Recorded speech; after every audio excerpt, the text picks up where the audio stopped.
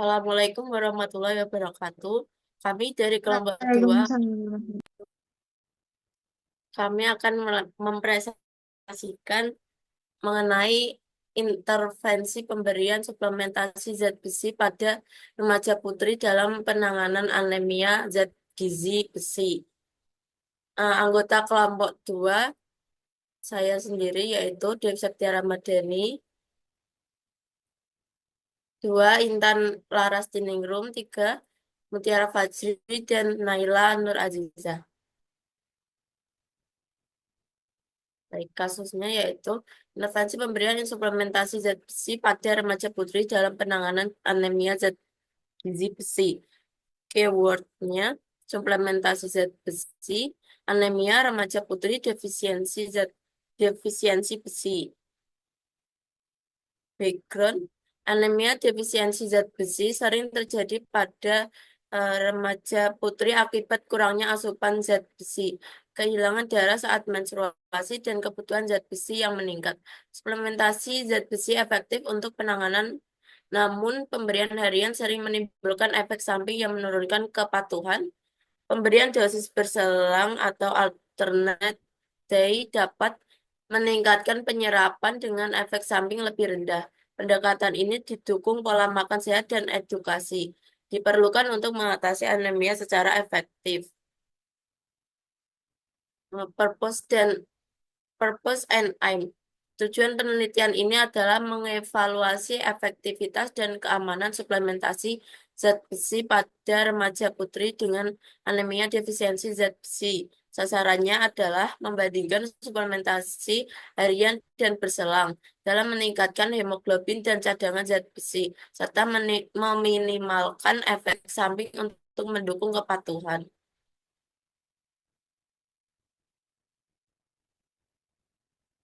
Selanjutnya akan dibacakan oleh teman saya, Intan Larestini. Silakan. Record and question. Populasi yaitu remaja putri usia 12 sampai 18 tahun yang mengalami anemi akibat defisiensi zat besi. Intervensinya pemberian suplementasi zat besi dalam bentuk tablet FE, misalnya Ferrous sulfat atau Ferrous fumarat. Comparisonnya tidak ada intervensi kelompok kontrol atau pemberian makanan kaya zat besi tanpa suplementasi. Outcome-nya peningkatan kadar Hb, peningkatan serum ferritin, dan penurunan prevalensi anemi. Waktunya 3-6 bulan dengan evaluasi bulanan. Question, apakah pemberian suplementasi zat besi pada remaja putri usia 12-18 tahun dengan anemi defisiensi zat besi dapat meningkatkan kadar Hb dan serum ferritin secara signifikan dibandingkan dengan tidak adanya intervensi atau pemberian makanan kaya zat besi dalam durasi 3-6 bulan?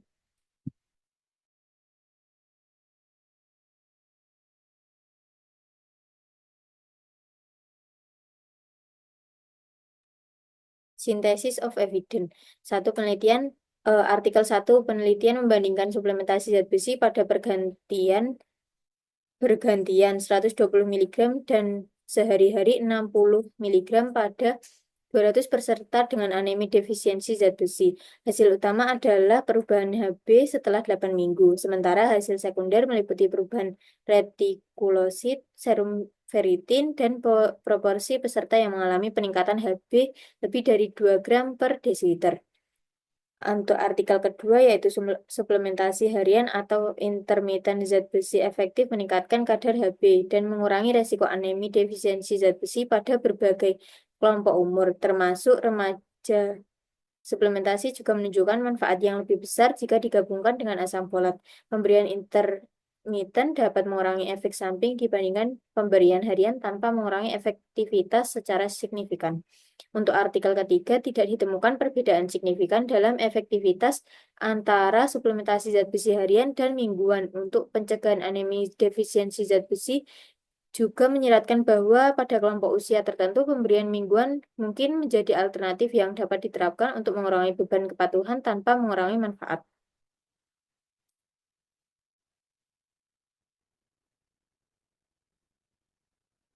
Untuk selanjutnya akan dibacakan oleh Mutiara Fajri. Outcomes and measure plans. Pada artikel 1, penelitian ini menunjukkan bahwa baik suplementasi zat besi dengan dosis hari bergantian 120 miligram maupun dosis harian 60 miligram dapat meningkatkan kadar hemoglobin secara signifikan setelah 8 minggu dengan perubahan rata-rata hemoglobin sebesar lebih 1,05 gram per DL pada kelompok hari bergantian dan lebih 1,36 gram DL pada kelompok harian. Tidak ada perbedaan signifikan antara kedua kelompok dalam hal perubahan kadar ferritin, serum, dan jumlah retikulosit. Selain itu, proporsi peserta yang mengalami peningkatan hemoglobin lebih dari 2 gram per del juga serupa di kedua kelompok. Efek samping terutama mual lebih sering dilaporkan pada kelompok yang menerima suplementasi hari bergantian. Untuk artikel 2 memusatkan pada peningkatan konsentrasi hemoglobin, risiko dan prevalensi anemia di defisiensi zat besi, serta efek samping seperti mual, muntah, dan diare. Outcomes tambahan tingkat kepatuhan. Data hemoglobin dan IDA dikumpulkan dari analisis laboratorium uji klinis. Efek samping dilaporkan dalam studi dan dikombinasikan melalui meta-analisis. Tingkat kepatuhan dilacak melalui laporan peserta atau catatan penggunaan suplemen. Untuk artikel yang ketiga, mengevaluasi prevalensi anemia defisiensi zat besi Hb kurang dari 11 gram per dl dan ferritin kurang dari 12 gram per mili sebagai outcome utama. Outcome lain yaitu tingkat kepatuhan suplementasi dengan kategori tinggi, sedang, dan rendah serta efek samping gastrointestinal seperti konstipasi dan muntah. Pengukuran hemoglobin, ferritin, dan parameter hematologi dilakukan melalui tes darah sebelum dan setelah intervensi selama 3 bulan. Sementara data efek samping dan kepatuhan dikumpulkan dari laporan ke kuesioner yang diisi oleh orang tua atau pengasuh. Next.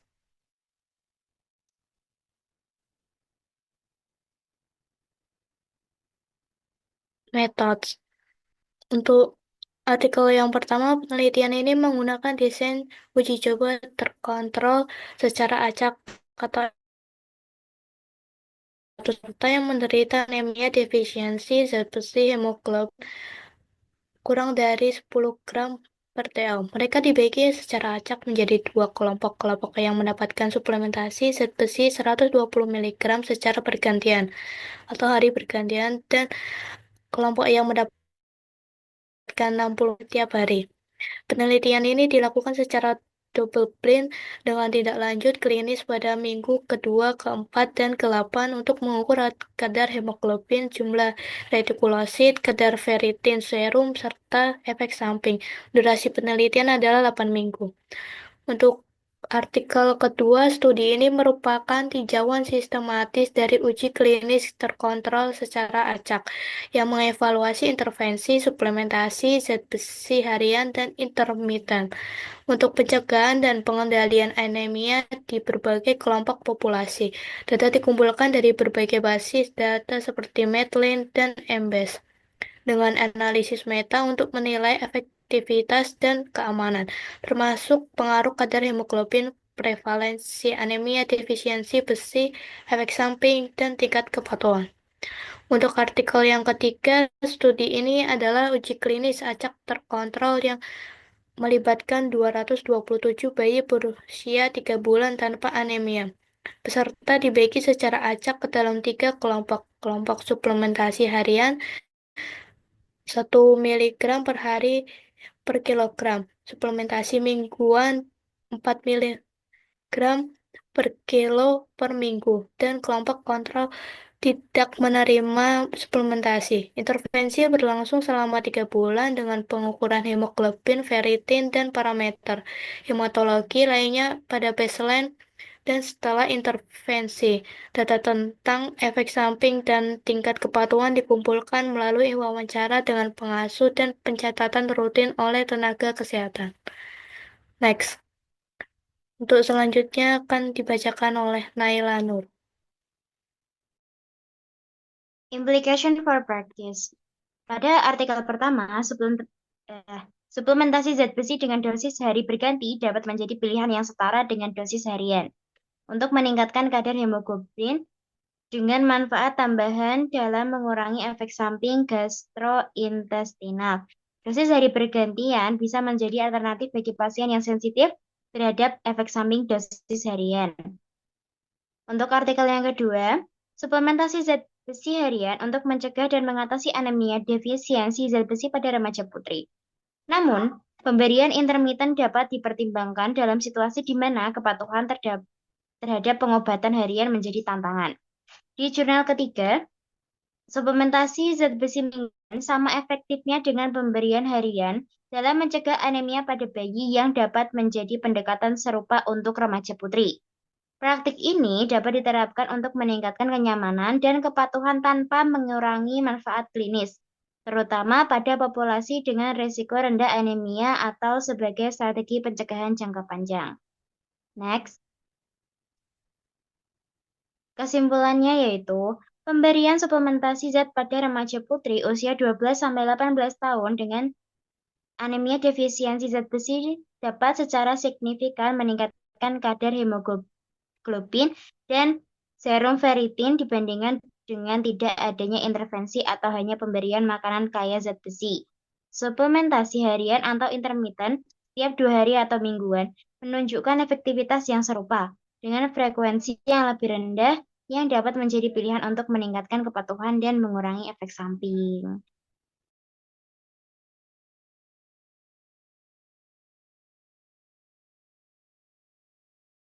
Sekian presentasi dari kelompok kami. Kurang lebihnya mohon maaf. Wassalamualaikum warahmatullahi wabarakatuh.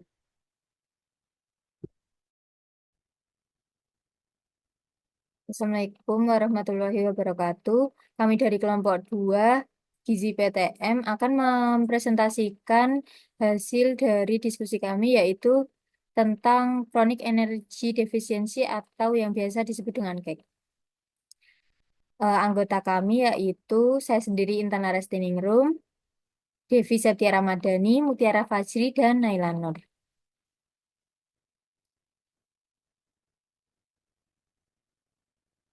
Selanjutnya. Untuk latar belakang atau background, CAG atau yang biasa disebut dengan kurang energi kronis merupakan suatu kondisi kurang energi secara terus-menerus dalam jangka waktu yang lama yang biasanya disebabkan oleh asupan makanan yang tidak mencukupi dibandingkan kebutuhan tubuh. CAG sering dihubungkan dengan malnutrisi terutama pada ibu hamil, dan anak-anak yang berdampak pada pertumbuhan dan perkembangan serta kesehatan secara menyeluruh.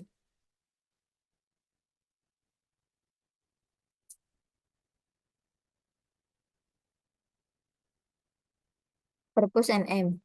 Untuk mengevaluasi efektivitas berbagai intervensi makanan terapeutik dalam meningkatkan pemulihan anak yang menderita severe acute malnutrition atau yang biasa disebut dengan SAM di berbagai kondisi geografi dan klinis. Selain itu, untuk mengidentifikasi solusi terbaik berdasarkan bahan makanan terapeutik seperti RUTF, formula 100, dan formula lokal, dengan tujuan mempercepat pemulihan dan meningkatkan status gizi serta minim dampak komplikasi pada anak dengan SAM. Untuk selanjutnya akan dibacakan oleh Mutiara Fajri. Pivoting question. Apakah pemberian formula WHO F75 atau F100 lebih efektif dibandingkan RUTF dalam meningkatkan status gizi balita dengan gizi buruk selama fase stabilisasi, transisi, atau rehabilitasi? Next. Picote. populasi dan problem. Anak-anak yang menderita severe acute malnutrition atau SAM. Intervensinya efektivitas penggunaan makanan terapeutik siap saji atau raw. Comparison menggunakan pembanding F100. Outcomes mempercepat waktu pemulihan. Times September 2021 sampai Januari 2000.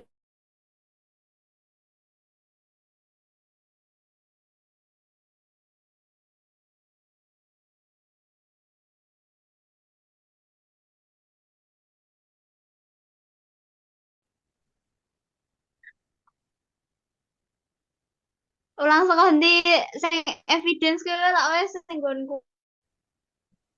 Tapi waktunya mau kurang 5 menit tok. Yes, ngebut iso lah.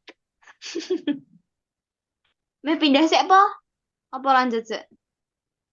Yen tan, pimut. Apa? Meh nganu nyar apa piye? Meh apa? Apa golek pas Hah? Zoom sing Oh, bisa. enggak. Hah? Apa, Dep?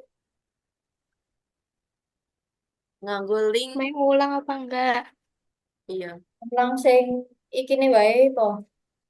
Ra usah mau diteruske wae tekan apa? Menko kari nyambung. Aku tak sambungi ya ora apa-apa. Ojo aku ding. Ya, Mesakane. oke. Saka Nah, sing evidence ya. Tolong Dep. Dep, ayo Dep. Iki gak rekod ya? Santai. Sampai tadi. Oke, Tapi mulai. waktunya iya, oke. Synthesis of evidence. Artikel pertama, penggunaan ROTF secara signifikan mempercepat waktu pemulihan anak-anak yang menderita SAM dibanding F100. Dengan rata-rata waktu pemulihan anak yang menerima ROTF adalah 7 hari, sedangkan F100 sekitar 10 hari. Tapi hal tersebut mungkin dengan berbagai faktor seperti usia dan kondisi medis. Artikel yang kedua, Bregasnotrirol memberi peningkatan berat badan rata-rata lebih tinggi 1,07 kg dan F100 1,05 kg, serta peningkatan muak lebih besar 0,62 cm berbanding 0,50 cm. Peningkatan tinggi badan juga lebih tinggi pada kelompok Bregasnotrirol, yaitu sebesar 0,96 berbanding 0,81 untuk F100. Artikel yang ketiga, tidak ada perbedaan signifikan pada permeabilitas usus atau konfigurasi mikrobioma antara kelompok OROTF dan SROTF. Outcome and Measurement Plan. Artikel yang pertama, outcomes-nya yang pertama, median waktu pemulihan untuk kelompok RUTF dibandingkan dengan F100. Yang kedua, proporsi anak yang sembuh dalam waktu yang ditentukan. Yang ketiga, peningkatan berat badan harian selama perawatan. Measurement plan-nya yang pertama, berat badan diukur menggunakan timbangan digital setiap hari. Data waktu pemulihan dihitung sejak masuk hingga pemulangan atau penyembuhan. Artikel yang kedua, outcomes-nya yang pertama, kenaikan berat badan selama 8 minggu intervensi. Yang kedua, peningkatan muak sebagai indikator perbaikan status gizi. Yang ketiga, perubahan kadar Hb untuk mengukur perbaikan anemia. Measurement plan-nya yang pertama, berat badan diukur mingguan menggunakan timbangan kalibrasi. Yang kedua, muak diukur dengan pita pengukur standar setiap 2 minggu. Yang ketiga, Hb diukur menggunakan alat laboratorium di awal dan akhir studi. Artikel yang ketiga, outcomes yang pertama diukur dengan uji ekskresi laktulosa. Yang kedua, perubahan dalam diversitas mikroba usus. Yang ketiga, peningkatan berat badan dan panjang badan. Measurement plan-nya yaitu 1. Uji permeabilitas usus dilakukan dengan pengumpulan urin setelah pengambilan laktulosa. Yang kedua, analisis mikrobioma menggunakan sequencing 16S rRNA. Yang ketiga, berat badan dan panjang badan diukur setiap 2 minggu. Next. Metode. Yang artikel pertama, metode penelitian tersebut adalah bahwa studi cohort prospektif Berbasis fasilitas kesehatan dilakukan untuk mengevaluasi waktu pemulihan anak-anak dengan SAM yang dirawat menggunakan RUTF dan F100 di wilayah Sidama, Ethiopia dari September 2021 hingga Januari 2022. Artikel yang kedua, penelitian dilakukan dengan desain uji klinis terkontrol secara acak untuk membandingkan efektivitas Bregasnutrirol sebagai perwakilan dari RUTF dengan F100 dalam meningkatkan status gizi anak kurang dari 5 tahun dengan SAM tanpa komplikasi.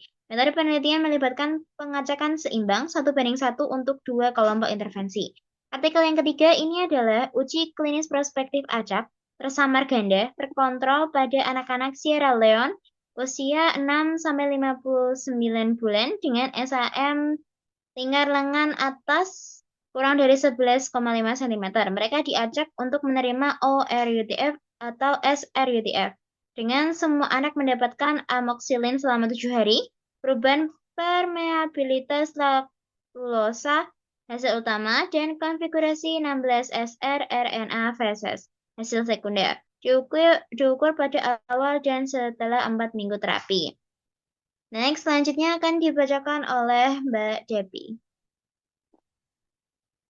Binding. Pada artikel pertama, anak-anak yang menerima ready to use therapeutic food atau RUTF memiliki waktu pemulihan yang lebih cepat dibandingkan dengan anak-anak yang menerima formula F100. Median waktu pemulihan untuk RUTF adalah 7 hari dan untuk F100 adalah 10 hari. Meskipun kedua kelompok mengalami kenaikan berat badan yang sebanding, anak-anak yang menerima RUTF juga memiliki tingkat keberhasilan pemulihan yang lebih tinggi. Pada artikel kedua, selama rehabilitas, anak-anak yang menerima F100 dan yang menerima Bregasnutrirol atau RUTF lokal tidak mengalami peningkatan berat badan yang signifikan. Namun, kelompok yang menerima RUTF lokal menunjukkan peningkatan lingkar lengan atas atau MUAC yang lebih besar. Di sisi lain, kelompok F100 menunjukkan kadar hemoglobin atau HB yang lebih tinggi dibandingkan dengan kelompok RUTF lokal, menunjukkan bahwa F100 lebih efektif dalam memperbaiki anemia. Pada artikel ketiga, fokus penelitian ini adalah efek RUTF berbasis O atau ORUTF dan RUTF standar atau SRUTF terhadap permeabilitas usus dan mikrobioma usus. Hasilnya menunjukkan bahwa setelah 4 minggu intervensi, kedua kelompok tidak memiliki perbedaan yang signifikan dalam permeabilitas usus dan konfigurasi mikrobioma usus atau 16 rRNA. Selain itu, panjang badan dan kenaikan berat badan tidak menunjukkan perbedaan yang signifikan antara kelompok ORUTF dan kelompok SRUTF. Implication for practice. Implikasi untuk praktik dari ketiga artikel ini menekankan pentingnya penggunaan RUTF sebagai intervensi utama dalam pengelolaan malnutrisi akut parah, serta perlunya pendekatan yang komprehensif dan berbasis bukti dalam merancang program intervensi. Peningkatan akses pendidikan dan keterlibatan komunitas juga merupakan kunci untuk meningkatkan hasil pemulihan anak-anak dengan SAM.